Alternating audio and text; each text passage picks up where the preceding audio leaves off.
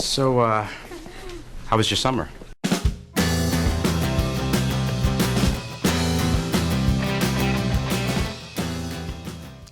Hello everybody, welcome back to the channel.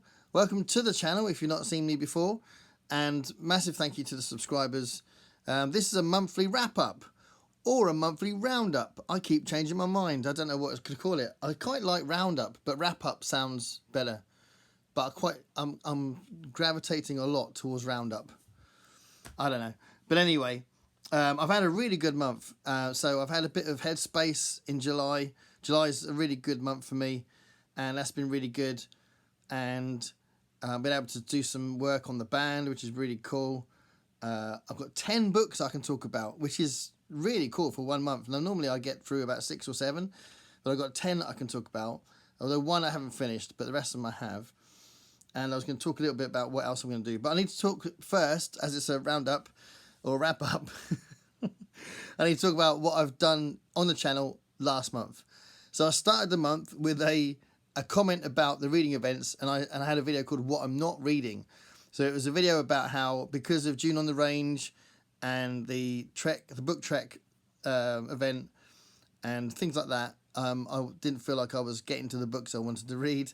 So I did a video about what I'm not reading. So some of the things I really want to get to. So that was kind of fun to do. And then I did a top 10 characters video. So my all-time top 10 characters.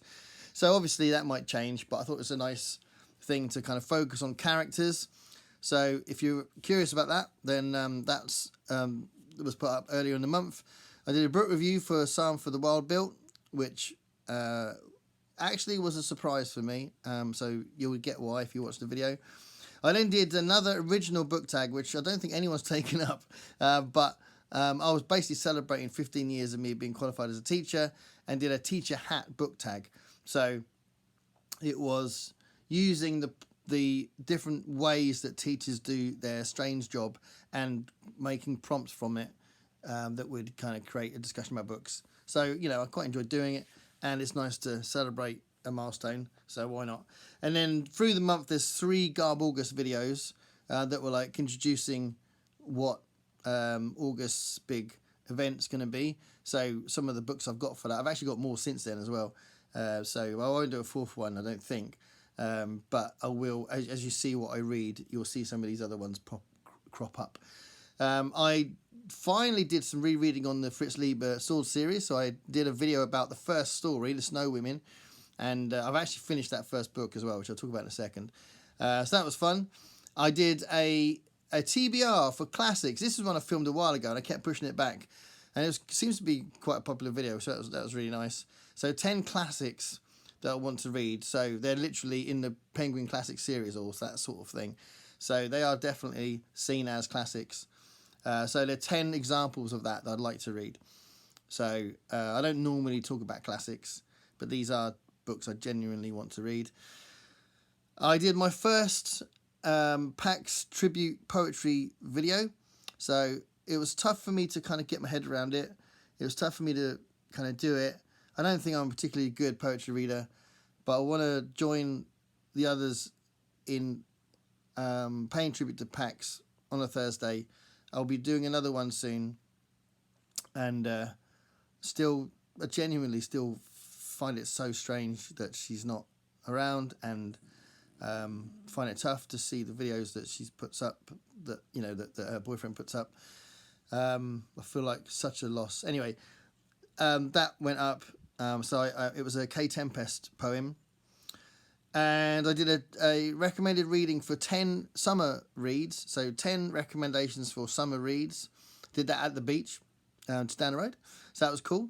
And then one I was really pleased with, that I was really hoping that the whole world watched. I did a video called Why I Love Fantasy, and this was a reaction to when Ollie from Criminal did the Why I Don't Love Science Fiction and Fantasy. I'd already done a video 8 months ago, which was Why I Love Science Fiction, and I think that was a response to something. I don't know what it was, but that was pretty comprehensive. So I thought I'm not going to do that again, but I did Why I Love Fantasy.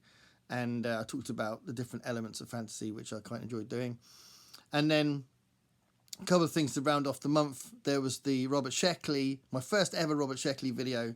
And he's one of the big names for me in my reading. So it was nice to do that. And I'm sure most people don't read Robert Sheckley, but I've wanted to do a video on him for a while.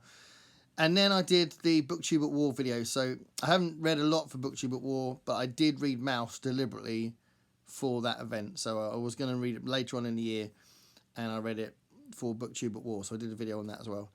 So that was the videos I did.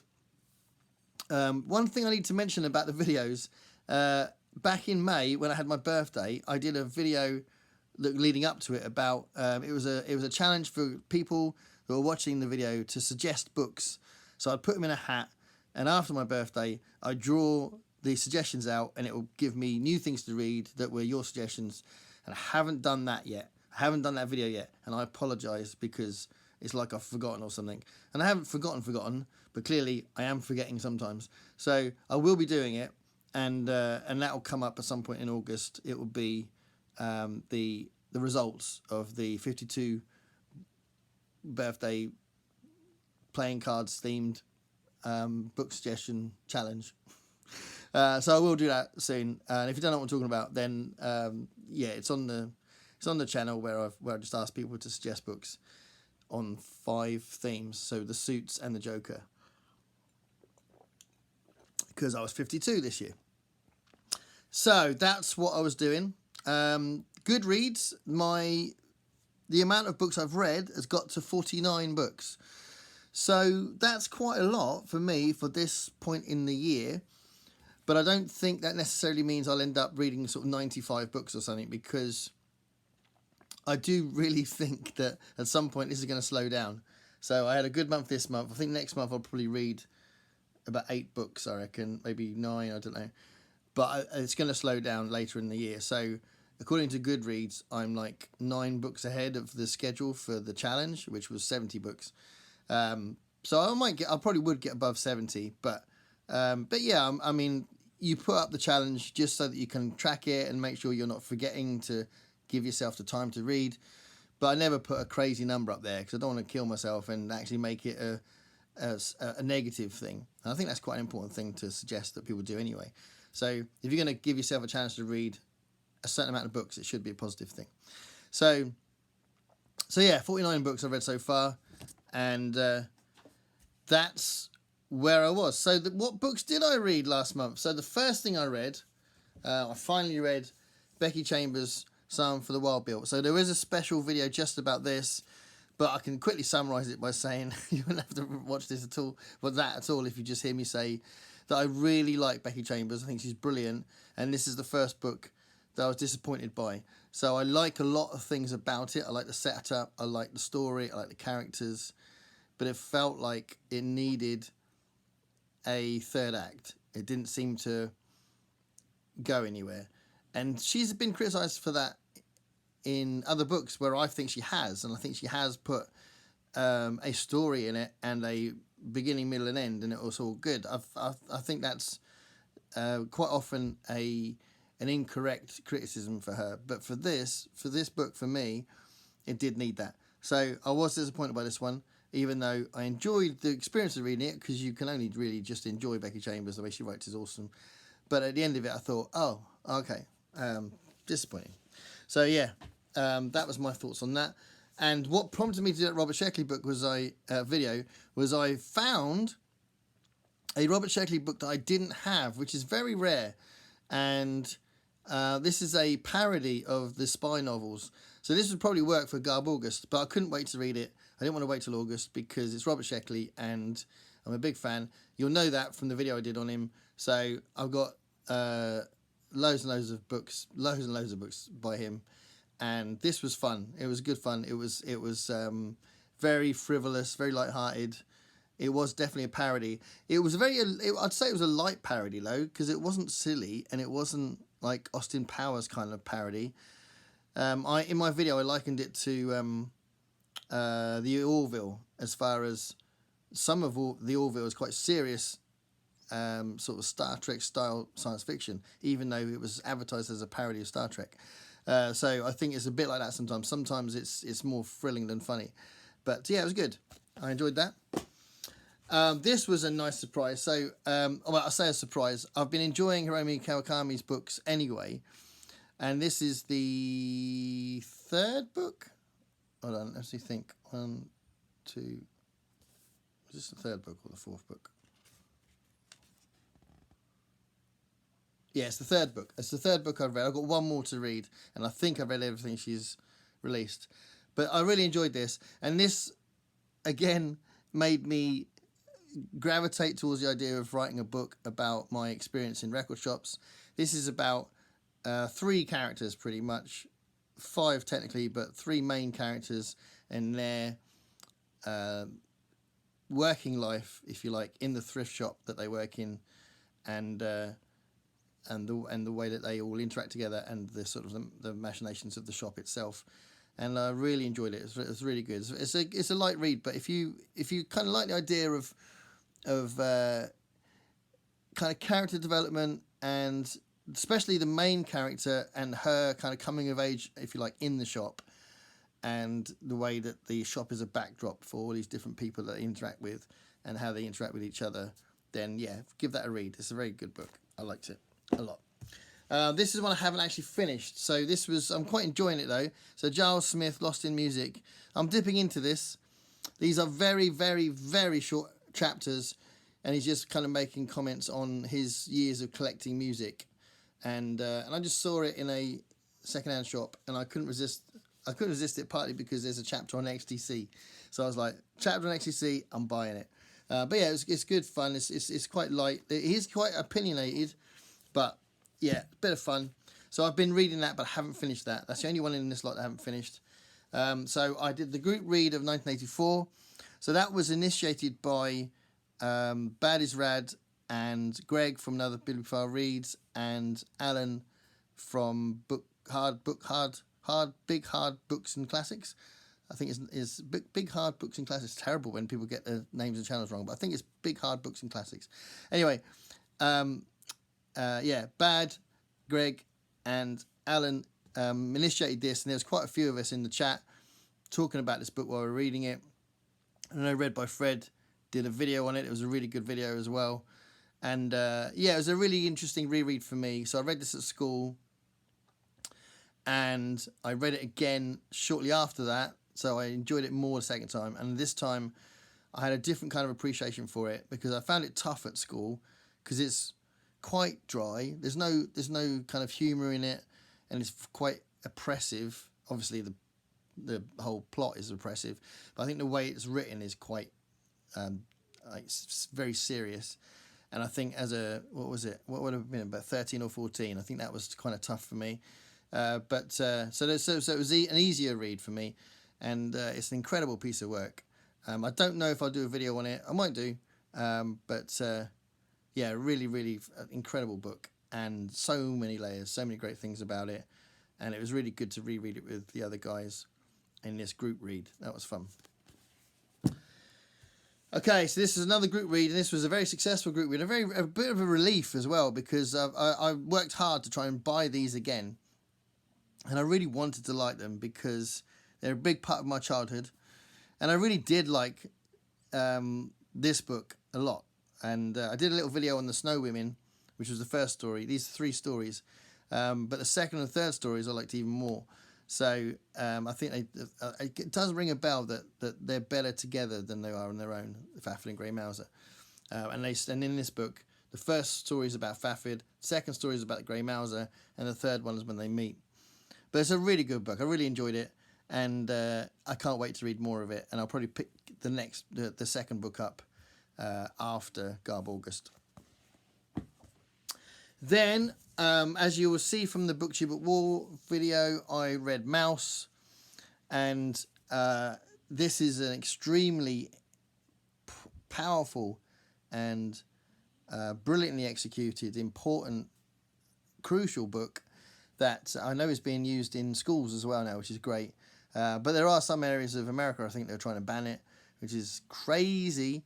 But yeah, really important book, and a book about the Holocaust, book about Auschwitz, book about the Jewish experience, and I couldn't recommend it enough. So that was Mouse. Going back to Book Trek, I read another book for Book Trek, and that was the Star Trek Logs. It's the second one. So this is when Alan Dean Foster writes a novelized version of the animated series. So all the different episodes of the animated series. And yeah, I really enjoyed this. I mean, he's a very good writer. He can tell a story really well.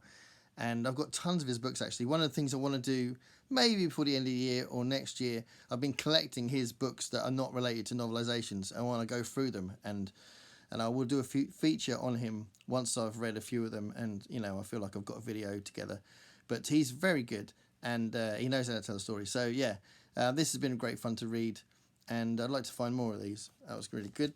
Oh, and this was a gift from Dave Brzezinski. So, huge, massive thank you to Dave. He's given me a few things, and I really appreciate it, and I really like this. So, big up for Dave.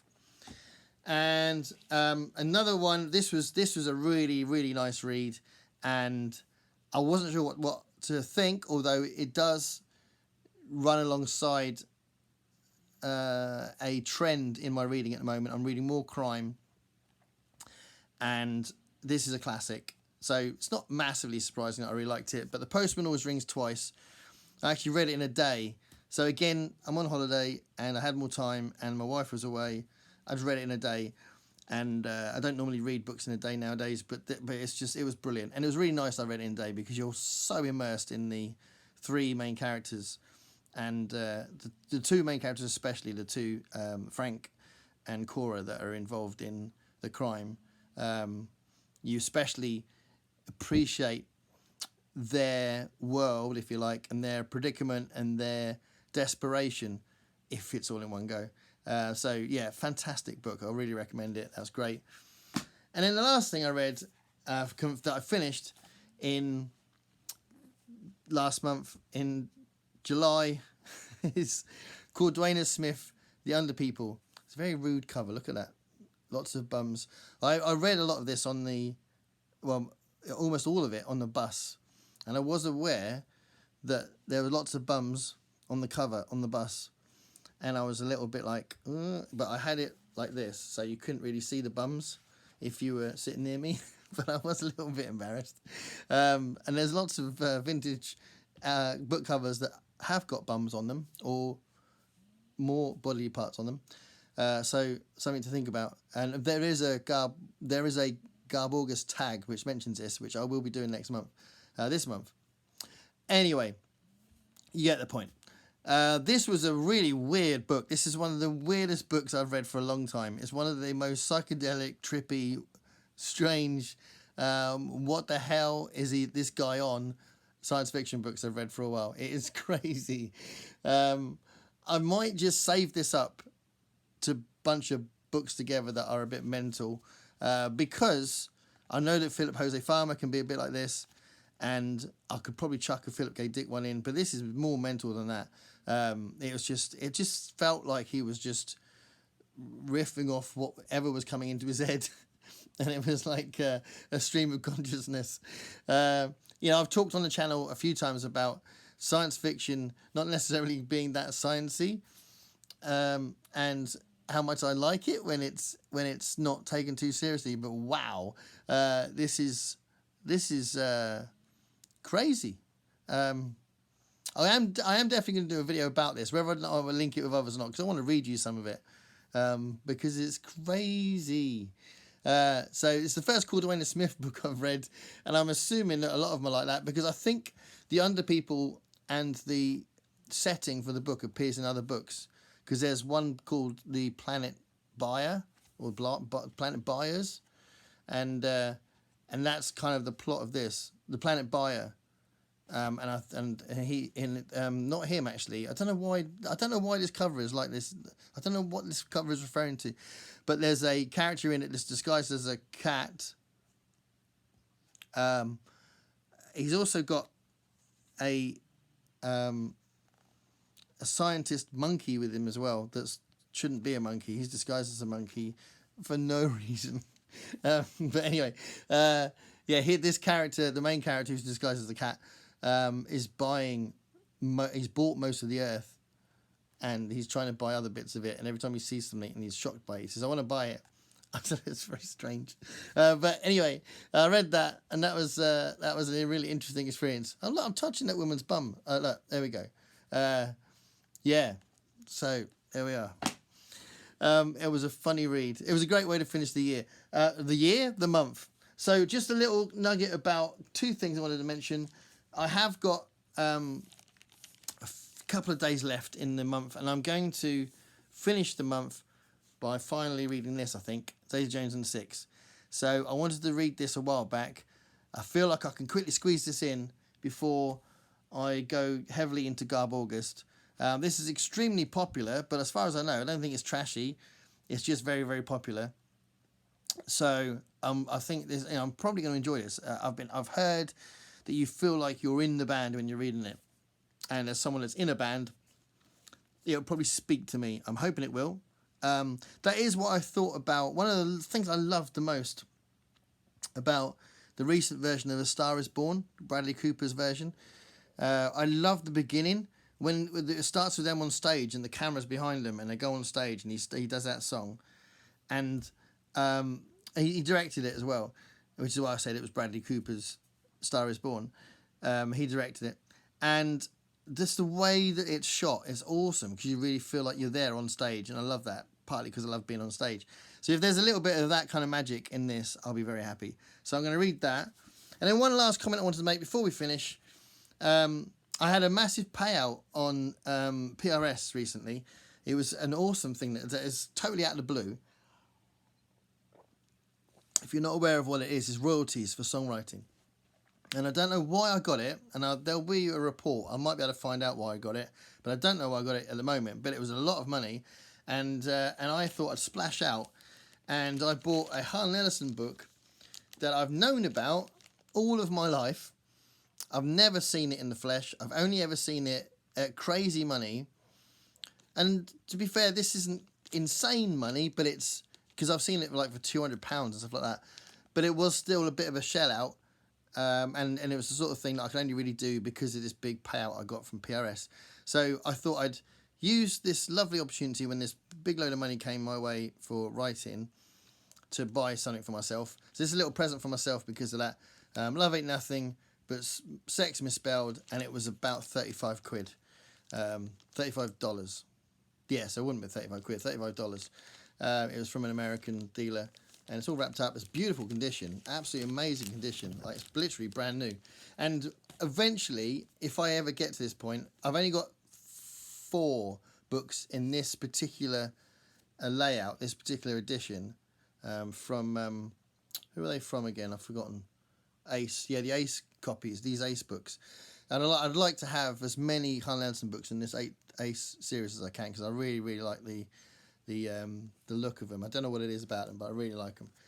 So anyway, that was a little bit of a find. So I'm not necessarily going to read this soon. This was a little present for me to carry on with my Harlan Ellison collection, which is pretty big. So there we are. That was July. Please comment on anything. My voice keeps going in these videos. Please comment on anything that you've seen that you think is interesting, and thank you so much for the support. And August begins soon, and when it does, we'll be reading trash. Thanks a lot, everyone. Bye.